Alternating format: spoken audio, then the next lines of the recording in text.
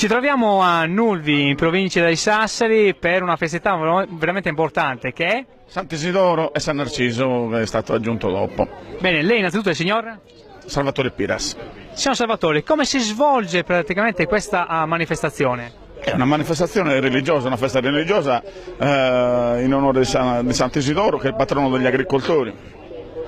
E perciò, per onorare, facciamo anche la sfilata con i mezzi agricoli, con i cavalli, l'asinello tra l'altro. Ed è per questo motivo infatti che l'asinello e i trattori hanno queste decorazioni importantissime che poi le vedremo sfilare per tutto il centro di Nulvi. Sì, vanno appresso alla processione, fanno parte della processione. Come mi diceva poc'anzi, questa manifestazione, questa tradizione è stata ripresa solennemente e valorizzata all'inizio degli anni '80. Nel 1980 per esattezza, per la prima volta, perché era una cosa antica che era stata trascurata e proprio nel 1980 l'abbiamo ripresa con il nostro parroco Don Nino Posadino e da allora in poi si fa tutti gli anni, è una cosa che la prima domenica di settembre sempre. Lei è uno dei più, tra virgolette, anziani che partecipa a questa manifestazione. Da quanti anni? A questo punto, dal primo anno che è stata ripresa, dal 1980, io ci sono sempre stato. Man mano, poi adesso mi sono ritirato un po' indietro, ma prima ero fra i primi a sfilare con i trattori. Bene, che comunque sia partecipa ancora oggi. E adesso andremo a vedere proprio come si svolge nel centro di Nulvi tutta la manifestazione. Un'altra cosa, che questa è la terza generazione che io sto portando avanti. Bene, e qui abbiamo per il suo nipote che si chiama? Abel Piras. Bene, la tradizione che continua ad andare avanti negli anni, così come praticamente era in passato. Passato che noi non abbiamo conosciuto, tra l'altro, io non ricordo, so che c'era, che si svolgeva sempre, giustamente, con i buoi, con i carri a buoi e roba del genere, e cavalli che non mancavano mai. Bene, andiamo a vedere proprio nei dettagli come si svolge la manifestazione qui nel centro di Nulvi. Grazie.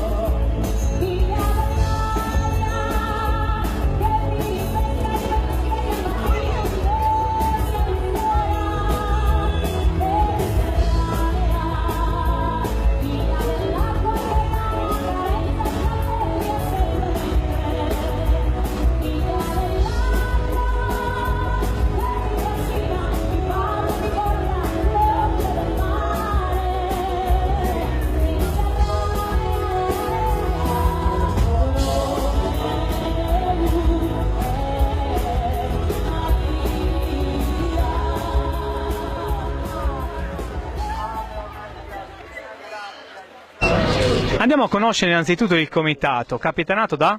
Costo Alice, Allora Alice, parlaci di questa manifestazione, perché dietro, come mi stavate dicendo poc'anzi, c'è giustamente un duro lavoro, un anno di preparazione. Sì, allora, innanzitutto il comitato è nato così per caso da Ferragosto del 2016, ci siamo riunite un gruppo di ragazze, 11 ragazze, e abbiamo deciso appunto di collaborare tutte insieme.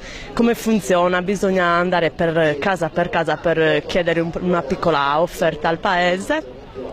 Così abbiamo fatto e poi grazie alla collaborazione del paese siamo riuscite a fare questa festa. Una festa che, come abbiamo visto e saputo, che ci avete detto, insomma, dura da tanti anni. Sì, adesso di preciso non lo so, però è una festa arricchita appunto dai cavalieri, dai trattoristi che sfilano. È una festa a cui partecipa, diciamo, sia la popolazione sia i paesi limitrofi. Sì, vengono anche i ragazzi, i cavalieri da fuori, vengono invitati, molte volte vengono invitati anche i costumi sardi.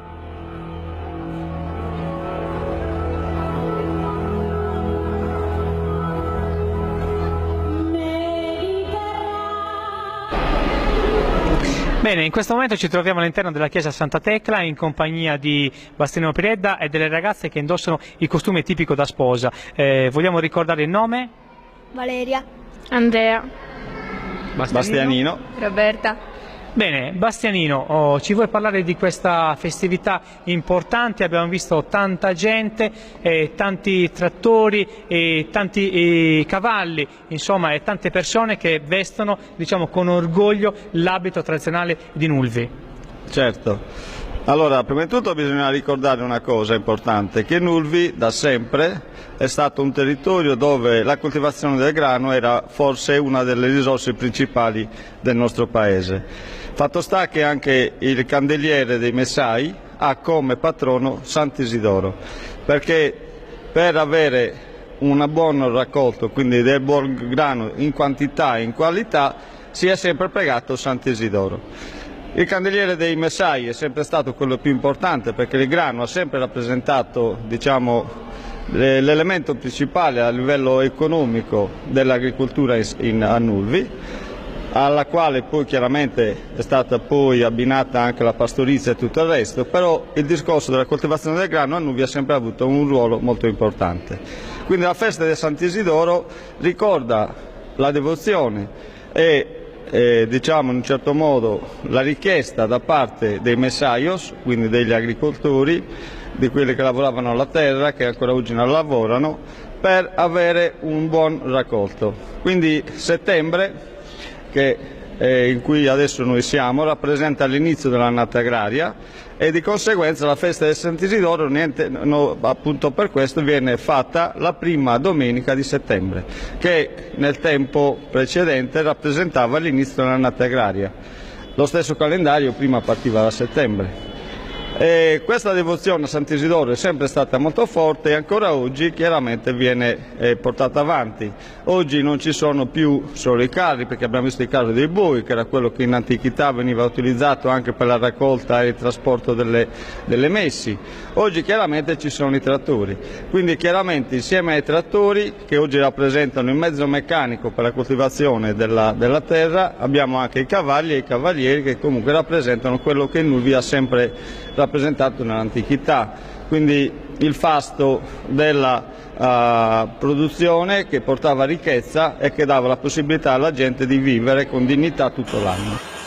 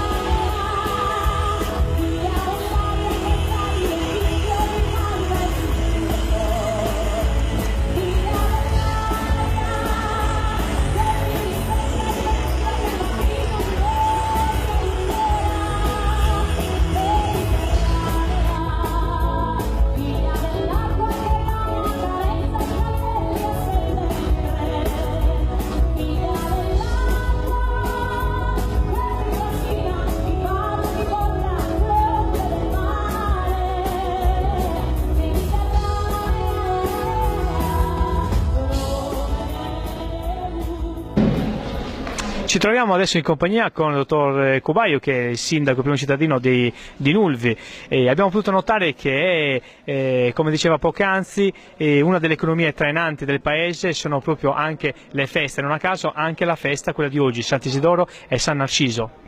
Sì, è una festa importante perché comunque è legata alla terra. La terra comunque dà sempre un aiuto all'uomo, in questo caso l'economia del paese è trainata già ormai da secoli dal settore agropastorale, zootecnico. Purtroppo quel settore sta vivendo una fase di estrema difficoltà.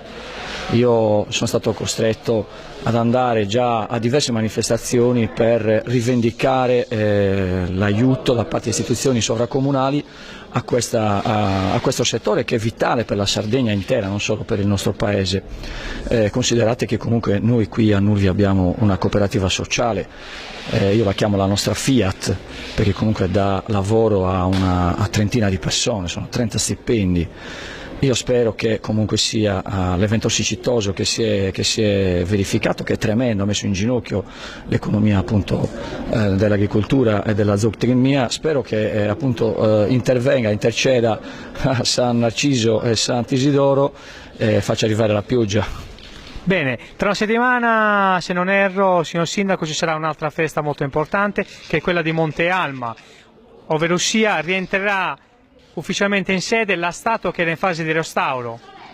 Sì, quello che sappiamo è che dopo una lunga permanenza negli uffici preposti per il restauro si sono accorti che comunque quella statua era più antica di quello che si prevedeva, e questo ci fa piacere perché comunque si dimostra palesemente, anche se non è necessario, che il nostro comune, il comune di Nulvi, è depositario davvero di tradizioni molto antiche, in primis i candelieri di Nulvi, insomma, non c'è bisogno di presentarli, e quindi dovremo suggellare anche con la festa di Monte Alma anche il rientro della Madonna restaurata.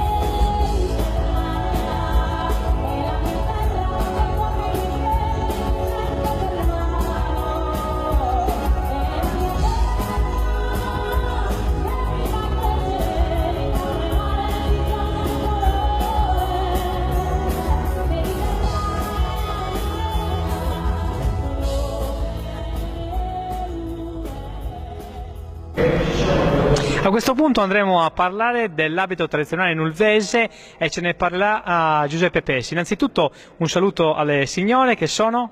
Lella, Chiara. Bene Giuseppe, il microfono è tutto tuo, illuminaci.